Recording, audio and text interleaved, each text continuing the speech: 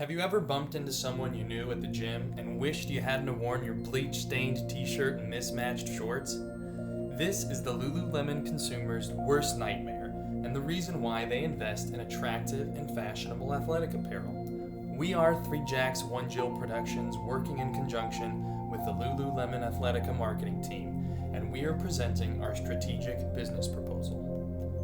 Today, a number of areas will be covered, including our overall proposal summary, the challenges, solutions, and analysis, moving forward with operations, marketing, legal, ethical implications, a conceptualized budget and projections, followed by strategy implementation and closing. Sit back, breathe in and out, and enjoy.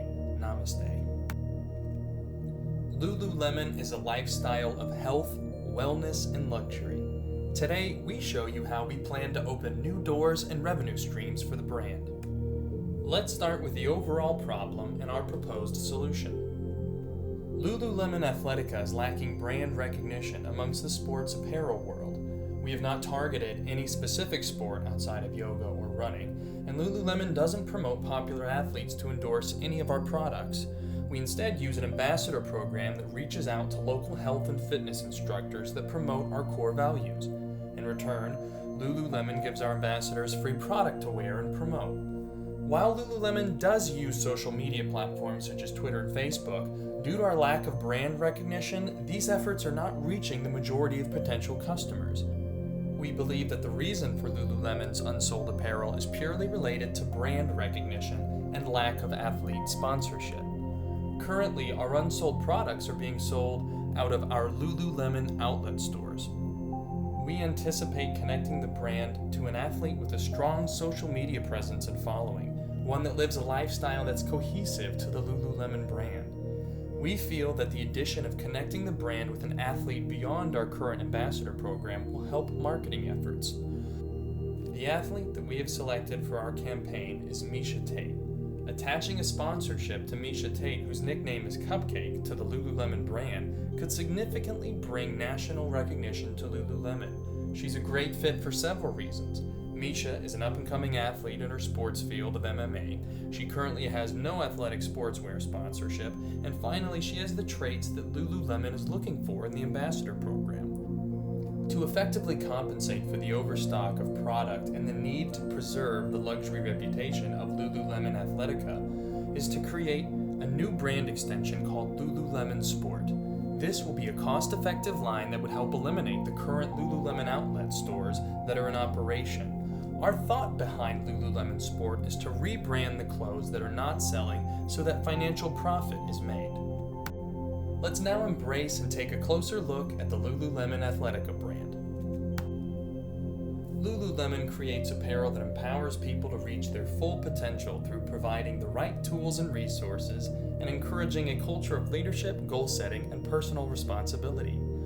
The core values of quality product, integrity, balance, and fun are lived by our employees every day and are at the heart of this unique company culture.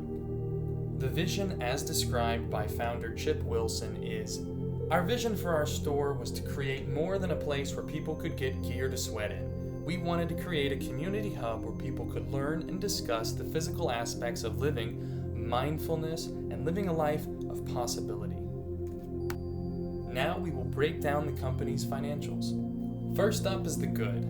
Taking a look at fiscal years 2013 through 2015, Lululemon has seen a slight increase in net revenue and gross profit each year. Net revenue has increased approximately $220,000 each year during 2013 through 2015. The gross profit only increased around $80,000 each year. Next, the bad. The cost of goods sold and operating expenses have also increased slightly each year in fiscal years 2013 through 2015. The cost of goods sold increased roughly $35,000 each year, and the operating expenses increased on average of $75,000 each year. So who is the competition and what is the climate? Well, let's take a look. Lululemon's direct competitors in the sports apparel industry are Nike and Under Armour. They're in competition because they all sell athletic apparel that is targeted for athletes. Both Nike and Under Armour outperform Lululemon from a sales, social media, and athlete sponsorship standpoint.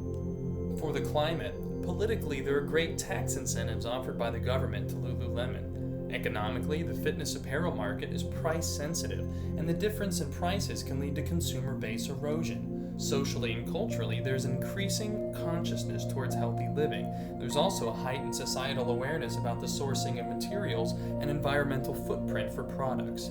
Technology is a major booster for Lululemon's business, and with increased internet penetration and development of e-commerce, it's easier for a company like Lululemon to reach its customers directly without any intermediaries.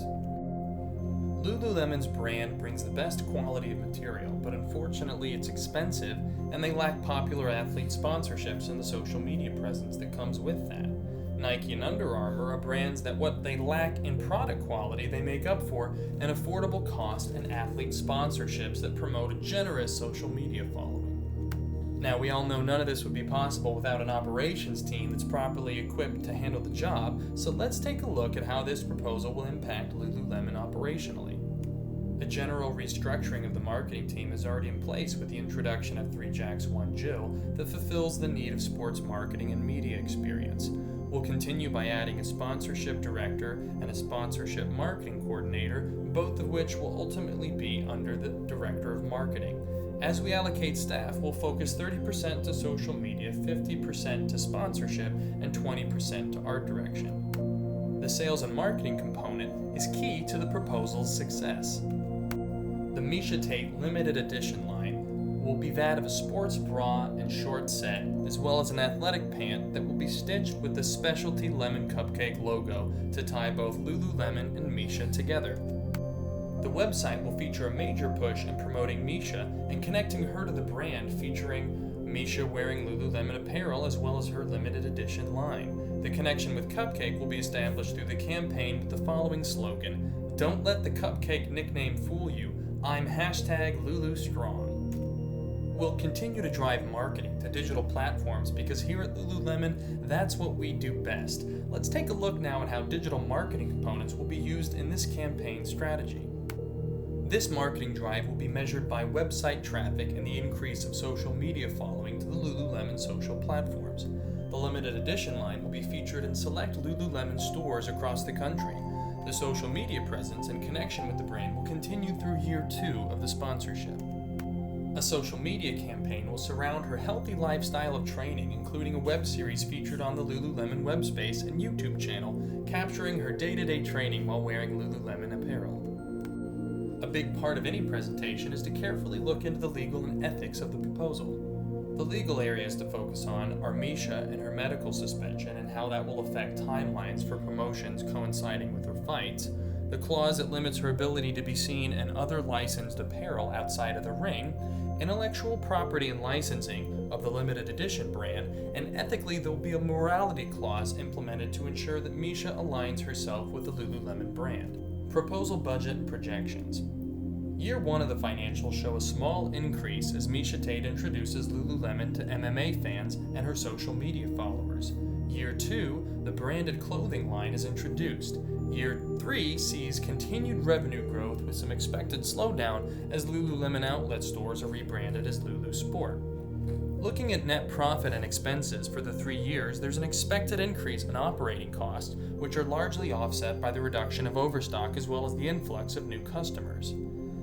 Strategy implementation. Keep timelines, milestones, and goals smart with a bold new strategy tailored to target customers using the channels best suited for reaching them. The 3-year breakdown starts with the sponsorship and social media campaign, followed by a second year that focuses on the launching of the limited edition line. Finally, the 3rd year is reserved for evaluation of the sponsorship and determination of the rebranding initiative. Strategy evaluation. This process allows for our executives to determine whether or not the proposed strategy achieved our organization's objectives.